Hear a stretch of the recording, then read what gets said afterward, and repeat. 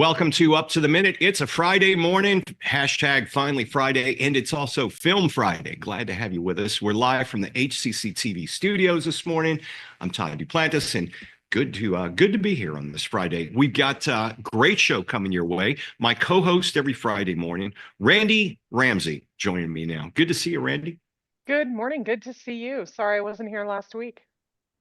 Yeah, we missed you last week, but good to have you back. And then the week before that, I think it's just been a crazy time. I was on vacation the week before that, so it's been a whirlwind this whole week.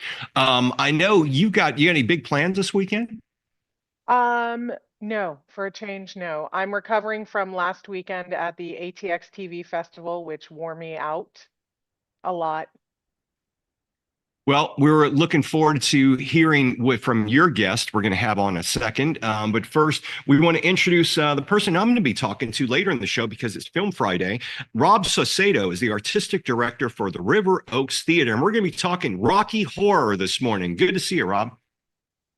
Great to see you. Yeah, so we want to hear more about it.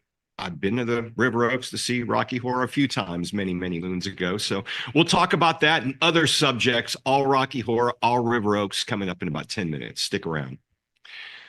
Okay, Randy, you've got a special guest that you're going to be talking to right now. I'm going to let you take over. That's right. Welcome again to the show, Dr. Remya Mohanraj, which I'm a murderer of all names. Our OER coordinator and biology professor, as well as the Ewan Family Endowed Chairs recipient. Welcome back, and we're looking forward to discussing everything about OER. So let's start with, what is an OER? Thank you. And OER are open educational resources. These are teaching and learning materials that are freely available for anyone to use, adapt, and share. Just think of them as educational resources that come with permissions that allow for much more flexibility than traditional copyrighted materials. So we call these the 5 R's of the OER: the right to reuse, the right to retain, the right to revise, remix, and redistribute as many copies of the original material or revised or the remixed form of the material. So these OERs can be anything from open textbooks to educational videos to online courses. But most importantly, since OERs are free to use, they help reduce the financial burden for students. Well, I was going to ask, because textbooks can be quite costly, and do you think that textbook costs are a barrier to a college education? Textbook prices, they have gone up dramatically over the years. So if you look at the data from past 20 to 30 years, we can clearly see that textbook costs have consistently been on the rise. So an average undergrad student can expect to pay like hundreds of dollars per year just on textbooks. And when it comes to low-income students, you can imagine how these costs can cause a deep financial strain, and this could potentially lead to them having an increased debt. Many students, as a matter of fact, they skip buying textbooks because it's very expensive, and this could negatively impact their grades and academic progress. So yes, textbook costs can indeed be a significant barrier to students trying to access college education.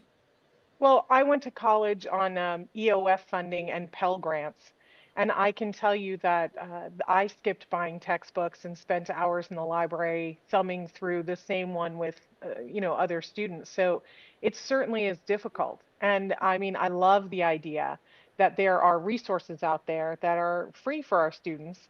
So apart from being cost effective, what's some of the other advantages that OERs have? OERs are just not about being cost effective. They do have other advantages. Like, for instance, OERs are accessible to anyone, anywhere in the world at any time. And students can access the materials before the class, during, or even after the course ends. And then faculty, they have the flexibility to modify, adapt, and personalize OER materials to meet the specific needs of their curriculum and their students. And faculty can integrate multimedia content like interactive videos or animations or podcasts to these OERs and help enhance the learning experience of students. Also, OERs can be updated very easily, making the material more timely and relevant compared to traditional publications, which are more static. And we must also consider the fact that the development of OERs, that itself opens up avenues for the innovation of novel pedagogical methods and fosters a collaborative environment where educators can come together, share, adapt, and improve resources. Well, I know that when I use OERs, I've found that they are generally more up to date. And they, for example, since I teach in film, finding educational resources that deal with the advent of the use of AI assistive tools in editing, post-production, there's going to be a lot more material for me Yeah. in an OER than in a traditional textbook because it's just moving so fast.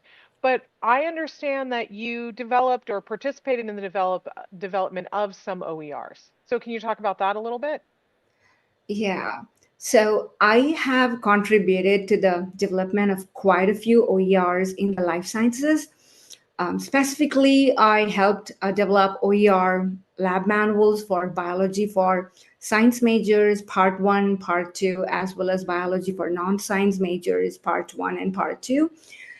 Two of these biology OERs, they were funded by Texas Higher Education Coordinating Board, or THECB. Currently, I am involved in a collaborative project with the University of Houston downtown to develop OERs for chemistry lab courses. This initiative is funded by the U.S. Department of Education. Additionally, I have submitted a grant proposal to DHECB to support the development of OER materials for our HCC nutrition course.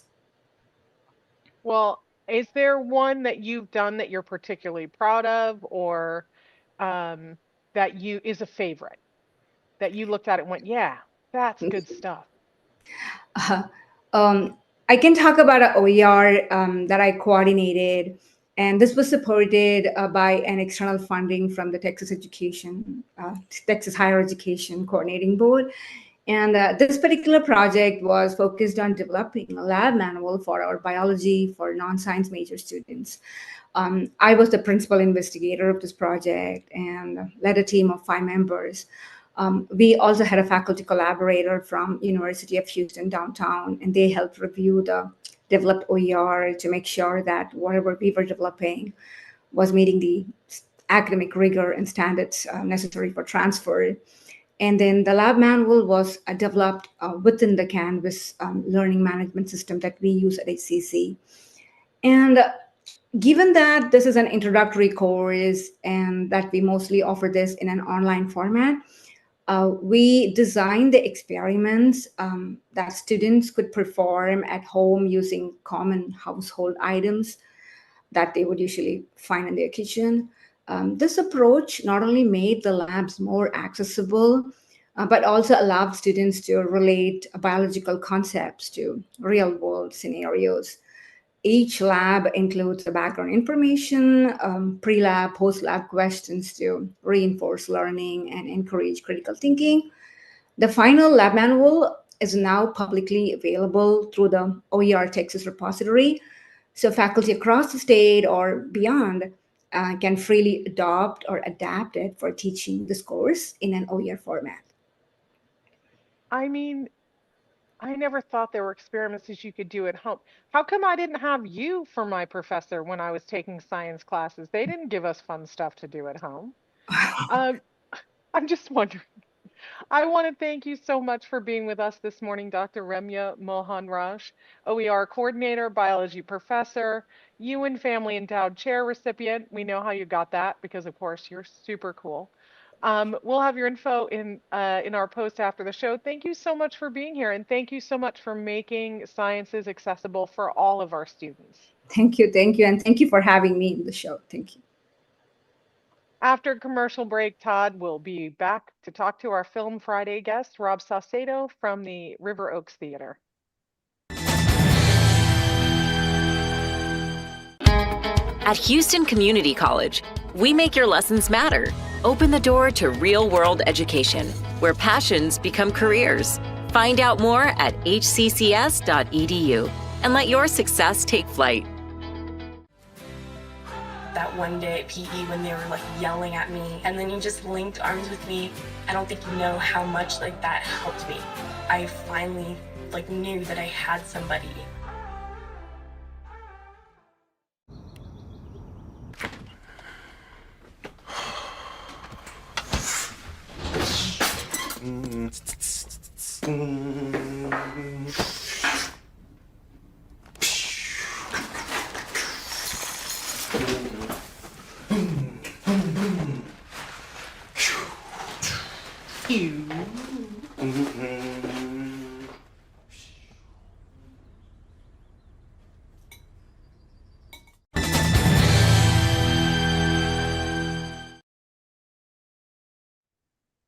Welcome back to Up to the Minute. Todd Duplantis here on a Friday. It's Film Friday, and our guest this morning is Rob Saucedo, the artistic director for the River Oaks Theater. Good to see you, Rob. Welcome back to the show. Thank you.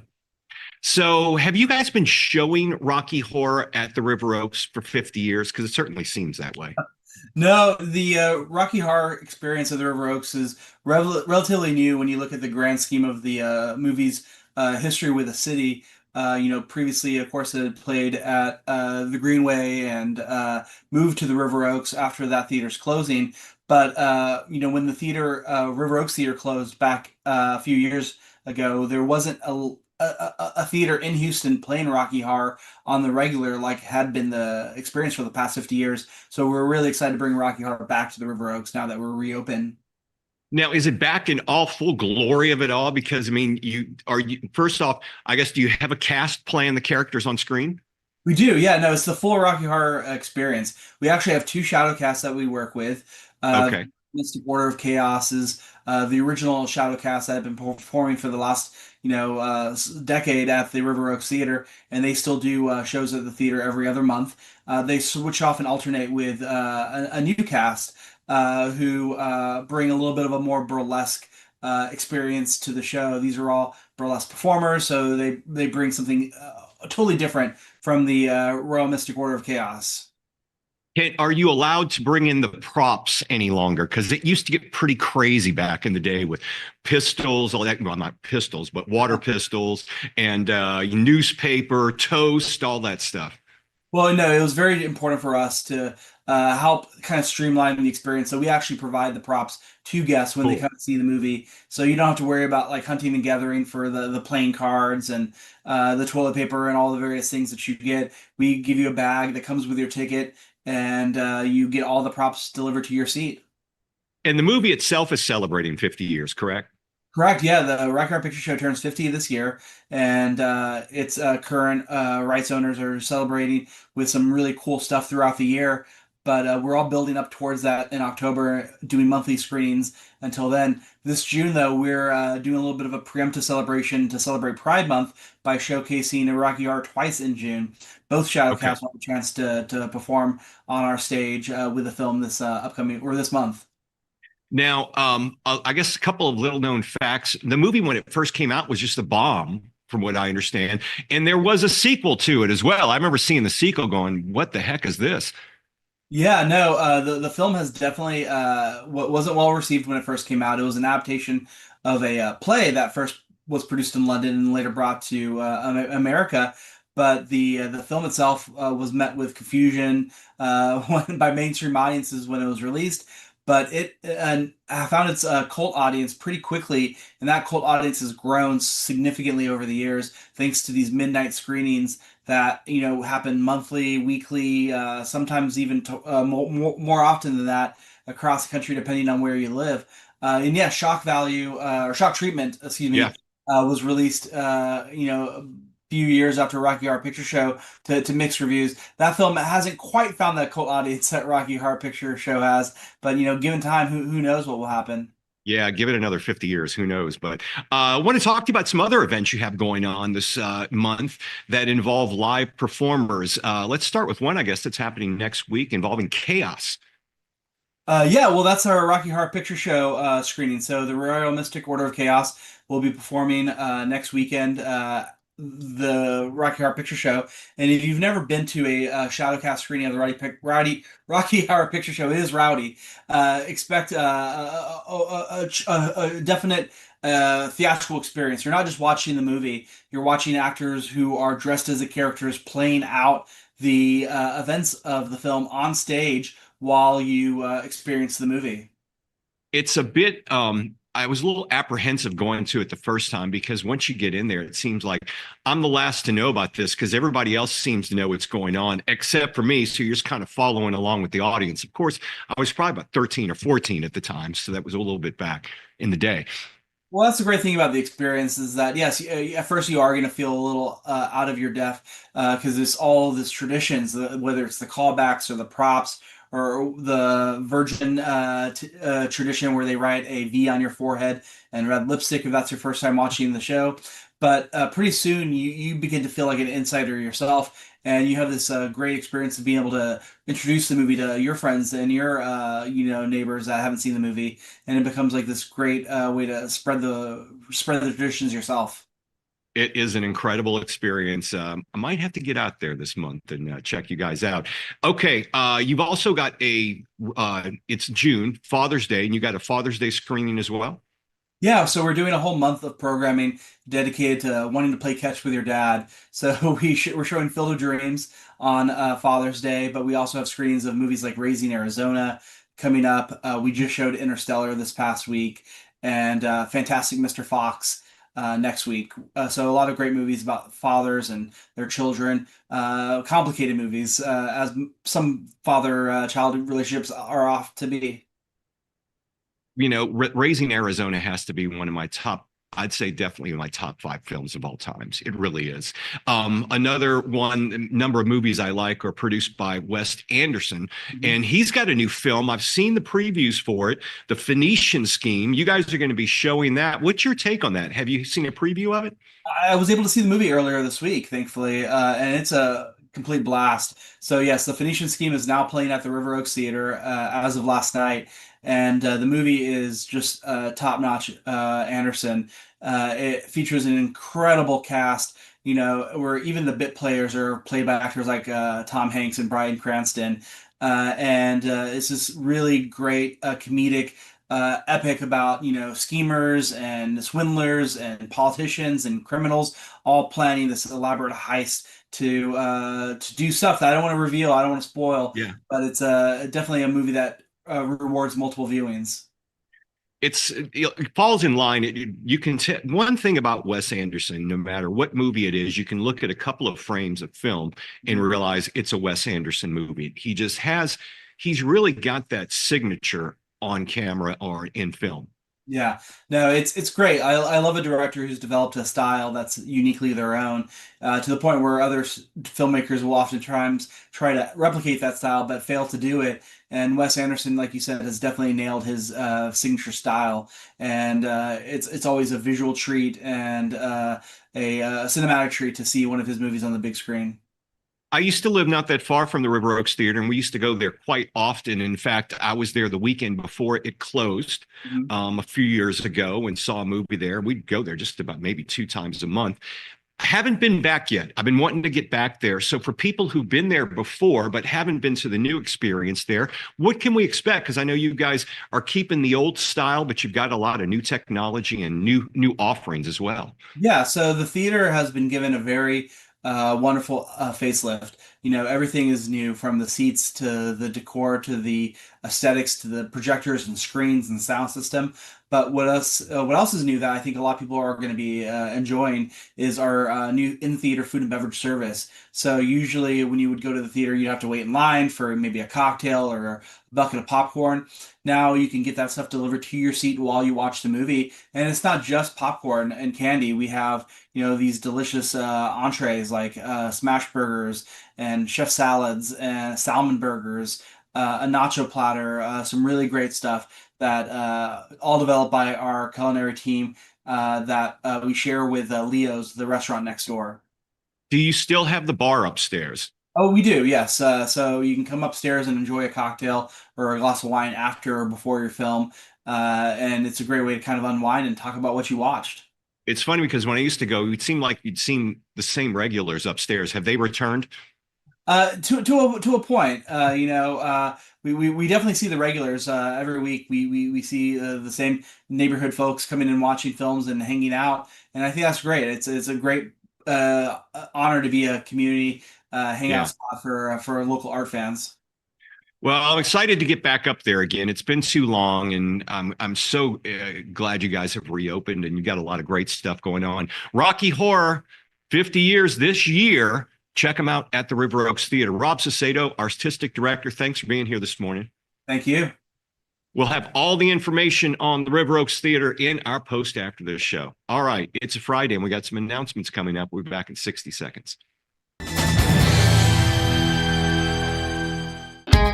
At Houston Community College, we make your lessons matter. Open the door to real-world education, where passions become careers. Find out more at hccs.edu and let your success take flight.